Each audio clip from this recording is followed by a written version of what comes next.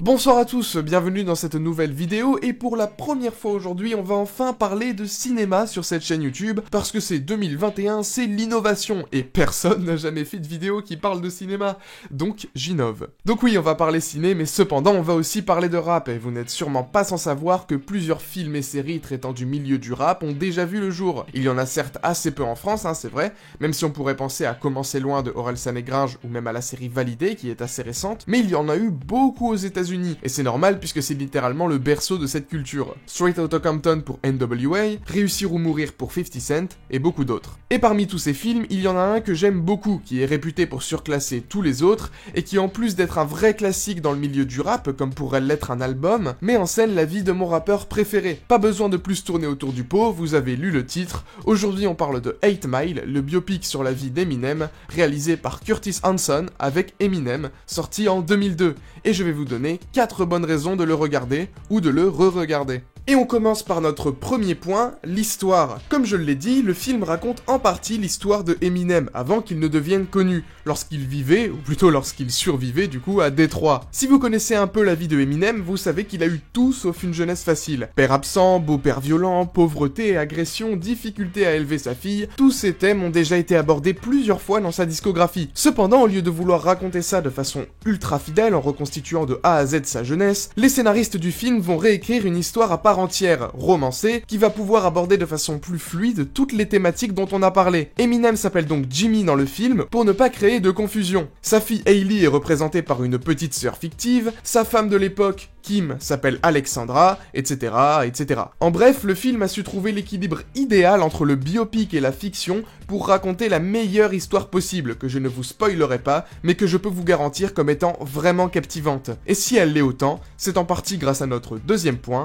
le jeu d'acteur. Vous le savez sûrement déjà, mais je le dis quand même au cas où, Eminem interprète le personnage qui le représente dans le film. Et il a beau ne pas être un acteur professionnel à la base, son interprétation est parfaite, vraiment il joue super bien, et qui plus est dans le rôle principal d'un drame, où les émotions fortes ressenties par les personnages, et donc exprimées par les acteurs, sont au cœur du film. What are you gonna do? Lily's out there by herself right now! Why do you gotta be like this? What did we ever do to you? Get the fuck out of here!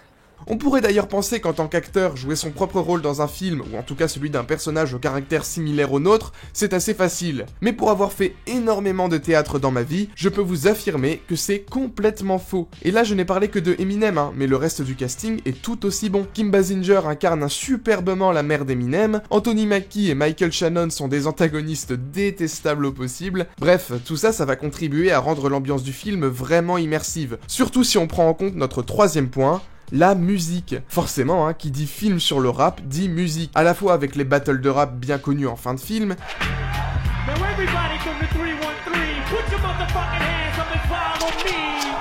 Everybody from the 313, put your motherfucking hands up! Look! mais également avec les multiples scènes de freestyle de rue, ainsi qu'à la BO du film. Vous serez complètement plongé dans la culture rap des années 90, et ce tout au long du métrage. L'album du film dispose sur les plateformes contient d'ailleurs des inédits de Eminem, dont la chanson Lose Yourself, qui a valu un Oscar au film. The Oscar goes to Eminem, Jeff Bass, and Louise Rester for Lose Yourself from 8 Mile. D'ailleurs, concernant cette histoire, il faut savoir que Eminem ne pensait tellement pas gagner qu'il n'est même pas venu à la cérémonie des Oscars. Il est resté chez lui regarder des dessins animés avec sa fille. Et symboliquement, en 2020, soit 18 ans après, il est venu par surprise aux Oscars pour interpréter la fameuse chanson. Au-delà des sons qu'on entend dans le film, le rap est au cœur des discussions entre les personnages. Je pense notamment à une scène où ils débattent sur Tupac et B.I.G. en voiture, que je trouve assez drôle. Et enfin, notre dernier point, si évident qu'on a tendance à l'oublier, la réalisation. Ça fait con à dire, mais le film est un vrai film de cinéma, avec un travail de mise en scène très réussi, surtout pendant les battles où le cadrage va exprimer la tension et visuellement marqué, qui a l'avantage pendant l'affrontement. Genre là, il a beau être le moins impressionnant physiquement, il est quand même en position de force, donc il va être filmé en plongée pour exprimer la première idée, mais toujours avec le public derrière lui pour montrer qu'il n'est pas seul. Tandis que son adversaire, plus impressionnant sur le papier, donc filmé en contre-plongée, n'a personne derrière lui. La couleur aussi contribue à rendre le film visuellement intéressant, la froideur grisâtre des rues jusqu'au vert poisseux du club, qui est aussi la couleur de l'espoir, beau symbole d'un lieu où tout va se jouer. Sinon il y a plein d'autres plans cool, il y a genre celui-là que j'aime beaucoup, lui... Bref. 8 Mile, c'est vraiment un film formidable qui parle des rêves, de rap, de l'amitié, de rap, de discrimination et de rap. Et vous devez absolument le voir, même si vous connaissez pas trop ou que vous aimez pas trop Eminem. Il est sur Netflix, le lien est en description. J'espère que la vidéo vous a plu. Si oui, n'hésitez pas à la partager, ça m'aide beaucoup. Moi je vous dis à plus pour une prochaine vidéo. Au revoir.